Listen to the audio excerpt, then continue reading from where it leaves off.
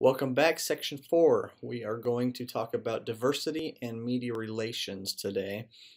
There's a lot to cover in this section, so a lot of the slides I'm going to go through pretty quickly, but feel free and please do stop the video and take time to read through the slides, as they will be important as you also go to watch the videos and visit websites and read as part of this section. One of our jobs as public relations professionals is to be able to communicate to diverse audiences and across cultures. Here's a list of some characteristics that vary in our population. So let's define what a culture is. Not only are we different demographically and psychographically, but we're different as far as culture, which we define as a sum of a way of living. They include behavioral norms, how we talk, how we communicate, how we think, what we believe, and what we value. And cultures are groups that are large enough to be self-sustaining. We have to be able to communicate with various cultures. For example, here's just demographically. How are these? Take some time to think about how these audiences are different from each other. So kids, teenagers, 20-somethings, 30-somethings, over-the-hillers, and then we get up into our elderly population, right? You wouldn't communicate, you wouldn't give the same message to your grandma as you would to your little sister.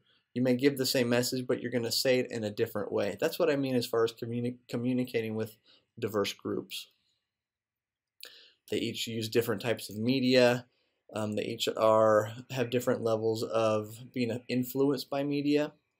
They care about different things, therefore it influences PR strategy.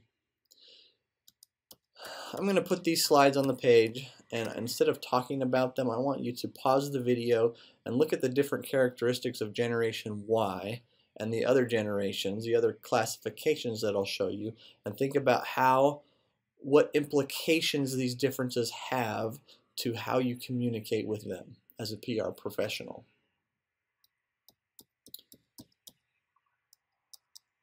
Baby boomers, seniors,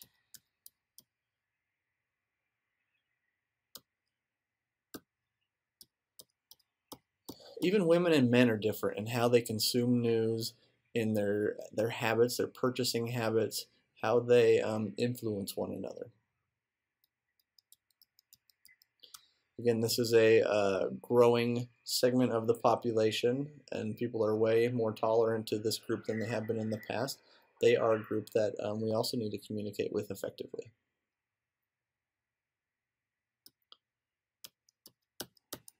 Even religiously, we have to think about the differences in religious cultures and how we communicate with them differently. So take some time to look through this. Now, I do want to spend some time talking about Hispanics. They are the fastest growing ethnic group in the United States. It's estimated that they will make up 1/4 of the U.S. population by 2050. They have buying power, okay? But their culture is a little bit different. They consume media differently. They have strong family and friend bonds. And here's just a copy of the U.S. Census showing that they have grown. They're the fastest growing population segment in the country. So communicating across cultures. I hope you've taken the time to pause the video and look at these different descriptions of the demographics. When we communicate with each of these, first we need to recognize that each of these people belongs to a different group. The very most important thing is listening to them and taking into account what they have to say. Communicating with them will be different for each group, either the message that you give or the channel through which you give the message. We have to be sensitive to their differences, and the way that we can do that is through research, right?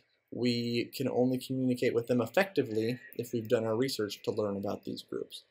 Now we're going to jump into the second half of section 4, which is part of your reading and part of the videos and websites that you'll visit. You're going to watch this video about how when TV was introduced into Bhutan, how it changed culture there. I want you to get a sense of the power of the media and media effects. Look through these statistics as well. We consume a lot of media here in the United States, but that doesn't mean that messages are received, attended to, or acted upon. Remember, communication is different than dissemination. Do you think the media have an effect? You're going to view a couple websites that explain what it means that very few companies own 90% of what we consume in the media. There is a discussion question or two about what this means for you as an individual and what this means for you as a future or a current public relations professional. Give some thought to that. Again, some more statistics that I'm just gonna, you can pause the video to read and look at. And the last thing I'm going to do here is go through the different types of media, maybe point out one or two things that's specific to that media, but again, pause the video and look through these things. Newspapers, what I want to communicate with you about newspapers is that opinion leaders read newspapers. They're not dead, even though many predicted that they would be. And they do have some strengths. They're local. They provide a range and depth of content that you can't find in other places. Magazines, they are very targeted. These are the magazines with the highest circulation in the United States. This is just for fun, so you can visit that website if you want to. So magazines, they are targeted, right? You can, if for the golf lover, you can find a magazine just about golf. Opinion leaders read magazines as well, and they can give you in-depth information. Radio. You and me and everybody in America listens to radio a lot, specifically in the car, right? 73% of adults listen in the car.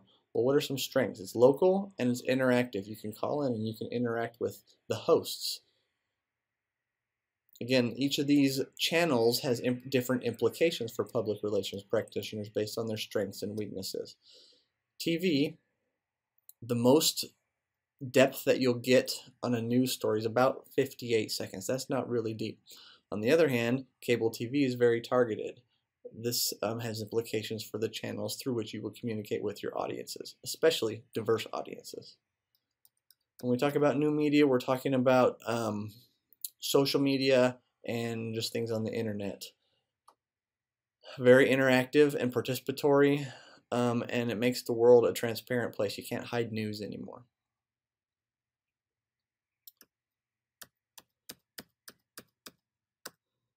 Okay, new media has changed the way we do public relations. Instead of just simply disseminating information, it's a conversation now. Is this true two-way communication?